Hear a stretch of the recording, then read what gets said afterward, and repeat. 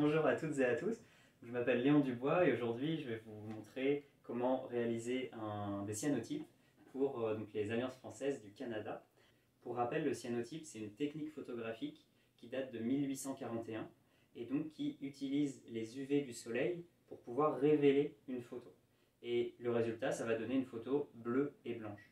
Donc on va avoir besoin d'un certain nombre de matériel que je vais vous présenter. Donc un pinceau, si possible, il faut que ce soit un pinceau qui soit fin. L'idée c'est qu'il soit aussi assez large. Un récipient dans lequel on va mettre le produit du cyanotype. Le produit de cyanotype donc, qui est composé en fait de deux composants, partie A, partie B. Donc vous avez plusieurs kits qui sont en vente, vous pouvez en trouver sur Amazon. On va mettre également un lien avec plusieurs références, vous pouvez les commander. Et l'objectif ça va être de mélanger à quantité égale le produit A et le produit B dans ce récipient-là. Et ça, ce sera l'émulsion que l'on va appliquer avec le pinceau sur ce papier. Donc ce papier, c'est du papier aquarelle. C'est un papier qui est 100% en coton. Donc c'est important de prendre un papier comme ça, puisque quand vous allez le mettre pour la dernière étape, on va voir du rinçage. Il va falloir le passer sous l'eau. Et donc, il faut que ce soit un papier qui soit suffisamment résistant. Donc je vous conseille un papier aquarelle en coton. C'est un papier, celui-là, qui fait 300 grammes. C'était des grandes ramettes qui ont été redécoupées pour faire un format A5, mais vous pouvez faire la surface que vous souhaitez. Ensuite, on va avoir besoin de rhodoïde. Donc le rhodoïde, en fait, c'est un acétate. C'est un papier transparent. On va utiliser un feutre qui, lui, va nous permettre d'écrire un texte ou de dessiner. Donc ce feutre, c'est un feutre un petit peu spécial, c'est un feutre indélébile. Donc l'idée c'est qu'il soit noir avec plusieurs possibilités. Donc là on a un côté qui est plus fin pour l'écriture et ici on a un côté qui est plus épais, plus pour du dessin ou du remplissage. Et ensuite vous pouvez prendre un cadre. Donc là l'idée du cadre c'est de le retourner, c'est-à-dire que je l'ai où. Donc ça c'est le dos du cadre normalement, vous voyez il y a les petites languettes. Donc là ce cadre-là, en fait, je l'ai ouvert et j'ai passé l'arrière à l'avant pour que la vitre soit sur l'arrière du cadre. Faites attention à bien prendre un cadre qui est en verre et pas en plexiglas, puisque l'idée c'est vraiment que le verre vienne faire pression à la fin sur ce papier-là, sur le rhodoïde, pour pouvoir être exposé au soleil.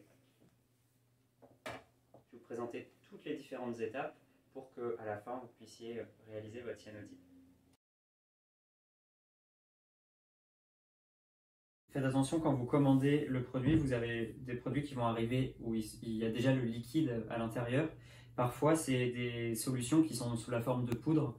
Donc dans ce cas-là, il faut bien en amont, idéalement 24 heures à l'avance, mettre l'eau à l'intérieur. Donc il faut mettre de l'eau jusqu'au ras-bord et bien remuer pour diluer la poudre. Donc on va commencer par la partie A.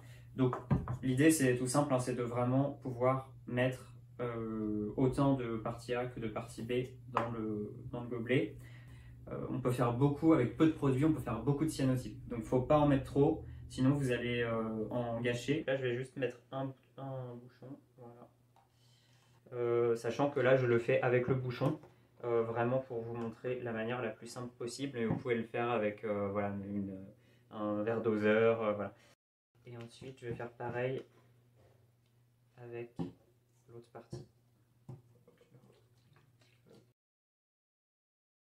Et là, il faut bien mélanger. Donc, vous voyez, ça fait un liquide qui est jaune-vert.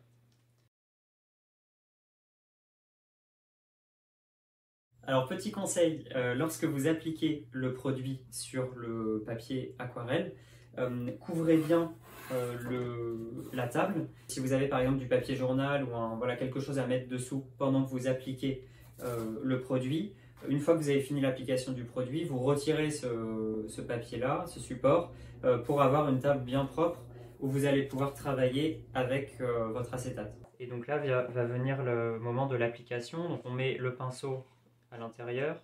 Avant d'appliquer le produit sur le papier, il faut bien faire attention à égoutter le pinceau. Parce que si jamais il y a trop de produit sur le pinceau, ça va faire des sortes de pâtés, ça va mal, le soleil en fait va mal imprégner le cyanotype. Et ensuite, retenez bien que tous les endroits sur lesquels vous allez mettre le produit, c'est des endroits qui vont potentiellement pouvoir accueillir l'image, c'est-à-dire que les endroits vont devenir bleus. Ça veut dire que si vous souhaitez garder un bord blanc, il ne va pas falloir mettre de produit sur le bord. Donc je vous montre là, par exemple, sur ce cyanotype-là. Donc j'applique, vous voyez, il n'y en a pas beaucoup de produits. Et donc j'essaye d'étaler au maximum, mais je laisse les bords blancs parce que je vais vouloir que mon image, elle garde un bord blanc, vous voyez. Et là, on va faire un deuxième. Et là, on va vraiment jusqu'au bout. Donc il faut bien faire des mouvements à la fois de bas en haut, mais aussi de gauche à droite, pour bien que ça rentre à l'intérieur du papier. Donc là, on a un cyanotype qui n'aura pas de bord blanc, où les bords seront complètement bleus. Donc une fois que vous avez fait cette étape-là, ce que vous pouvez faire, c'est le mettre à sécher, idéalement en endroit sec, où ça va pouvoir sécher assez rapidement, et sans lumière, ou alors avec très peu de lumière. Surtout éviter la lumière naturelle, puisqu'il y a des UV dedans. Et donc le problème, c'est que si ça sèche avec des UV, eh bien très vite, votre cyanotype va devenir bleu, et donc votre image ne sera pas imprimée dessus. Donc là, la prochaine étape, ça va être de réfléchir à qu'est-ce qu'on va souhaiter mettre dans le cyanotype. Donc pendant que la feuille est en train de sécher, là, on va travailler sur le fameux rhodoïde, l'acétate transparent. Je vous ai dit, il y a deux côtés. Il y a un côté qui est lisse, un côté qui est rugueux. Ce côté rugueux, il est très sensible à l'humidité et à l'eau. C'est-à-dire que si on met un petit peu d'eau dessus, par exemple, il va tout de suite être blanc. Donc il faut vraiment essayer d'être voilà, le plus prudent possible et d'éviter toutes les traces, que ce soit les traces de doigts ou que ce soit des traces d'eau ou de cyanotype. Et donc on va avoir plusieurs possibilités. Donc il y a une technique qui consiste à imprimer une photographie. On peut passer cette photo en noir et blanc, ensuite la passer en négatif, inverser les noirs et les blancs et l'imprimer. Donc on met tout simplement l'acétate dans l'imprimante. Là, c'est une manip qui est un petit peu compliquée. Donc, je ne vais pas vous montrer aujourd'hui comment travailler sur la photo. Par contre, on va se concentrer plutôt sur le dessin, sachant qu'il y a aussi une troisième technique qui est très connue avec les fleurs, les plantes. Dans ce cas-là, il n'y a pas besoin d'utiliser un acétate. L'acétate, l'intérêt, c'est qu'il va nous servir de support, un peu comme un film, c'est vraiment un film transparent, et il va nous servir de support pour venir faire un dessin ou venir écrire un texte. Donc là, par exemple, c'est un participant à un atelier qui a utilisé donc, cette grande feuille d'acétate. Il l'a découpée à la bonne taille, c'est-à-dire à la taille de notre cyanotype qu'on a précédemment enduit, là, sur laquelle il a écrit avec le feutre fin, il a écrit donc ses souvenirs du Petit Prince, une citation, et il a fait un dessin de renard. Ça a bien été fait sur le côté rugueux de l'acétate, pas sur le côté lisse. Si vous le faites sur le côté lisse, le problème c'est que dès que vous allez passer votre main dessus, il y a tout qui va s'effacer. Pour savoir le côté sur lequel vous allez écrire, il y a une technique très simple en fait, c'est d'utiliser donc ce marqueur et vous faites un petit trait de crayon sur un coin. Vous voyez là, si je passe mon doigt, tout de suite ça bave un petit peu, on ne se rend pas très bien compte vu d'ici, alors que si vous le faites de l'autre côté, en fait le crayon va rentrer beaucoup plus facilement dans le papier, ça ne bouge pas, donc c'est bien imprégné dans l'acétate. Vous allez pouvoir donc réfléchir à bien voilà, écrire le texte, le dessin et surtout à réfléchir au négatif, c'est-à-dire que tous les traits qui sont ici en noir vont apparaître en blanc sur le résultat final. Et toutes les zones qui sont transparentes vont être bleues. Donc ça, c'est important parce que par exemple, si vous souhaitez dessiner un nuage, si vous dessinez uniquement le contour du nuage, il y aura juste le contour qui sera blanc, mais l'intérieur sera bleu. Si vous souhaitez que votre nuage apparaisse complètement blanc, il faudra le remplir. Donc il faudra colorier l'intérieur. Eh bien, vous pouvez aller chercher votre papier de cyanotype donc, qui a séché et on va aller le placer dans le châssis.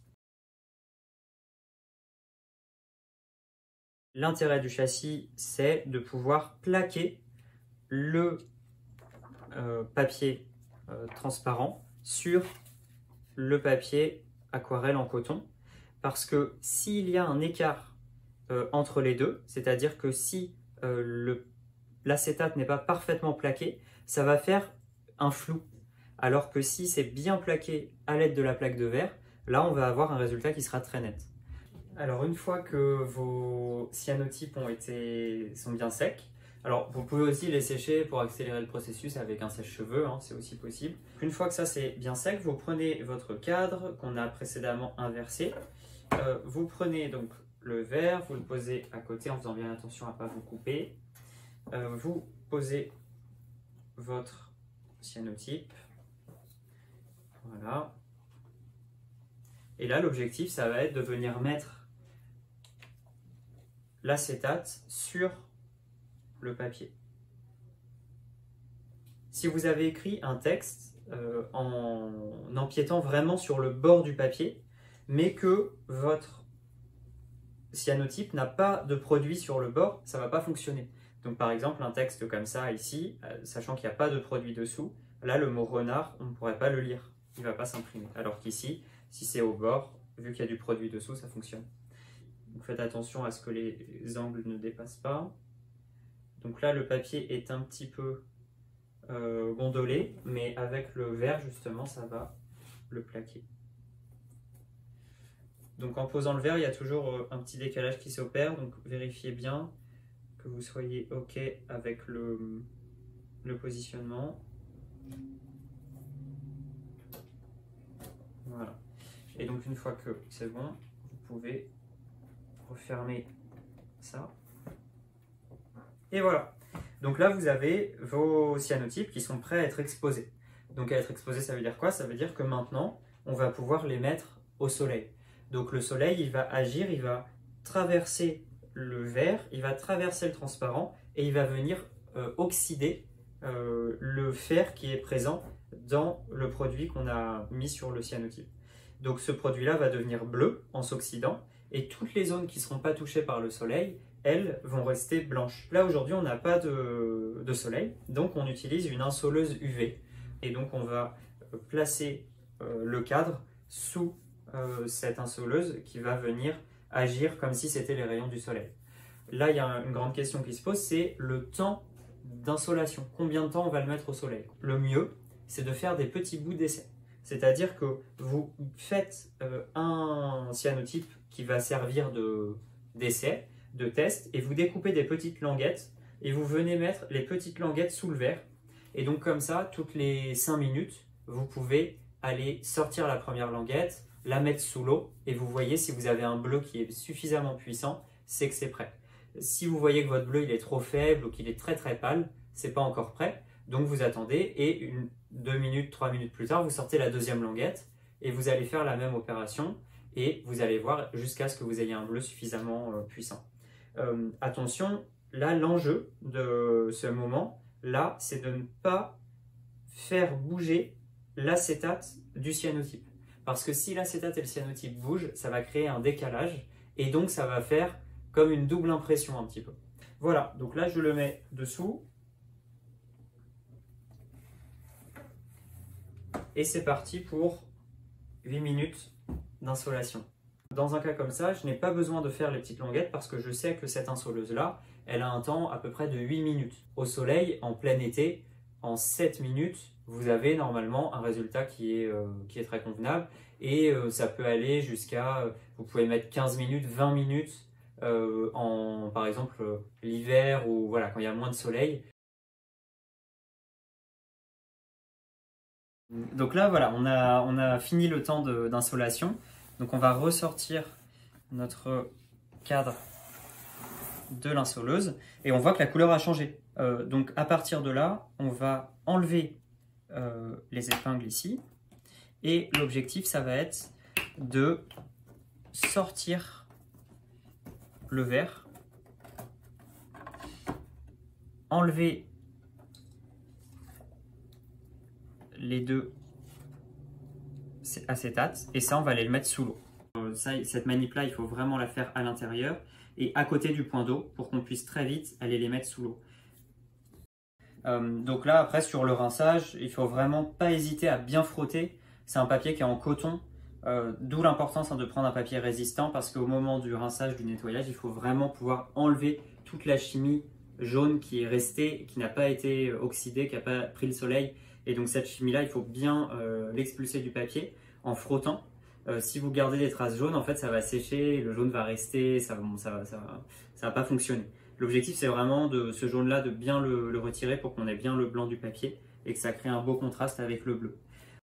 Voilà donc le résultat final avec, vous voyez, les négatifs ici. Là, pendant le séchage, le bleu va prendre encore en force et va s'oxygéner et donc va devenir encore un peu plus sombre et donc va augmenter le contraste.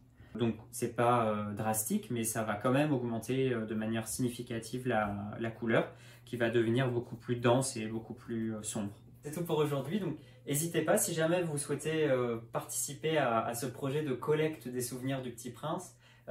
N'hésitez pas à faire un cyanotype, à raconter dans votre cyanotype un souvenir personnel en lien avec l'œuvre. Ça peut être le moment où vous avez découvert le Petit Prince, ça peut être un souvenir lié à l'œuvre, ça peut être un passage préféré.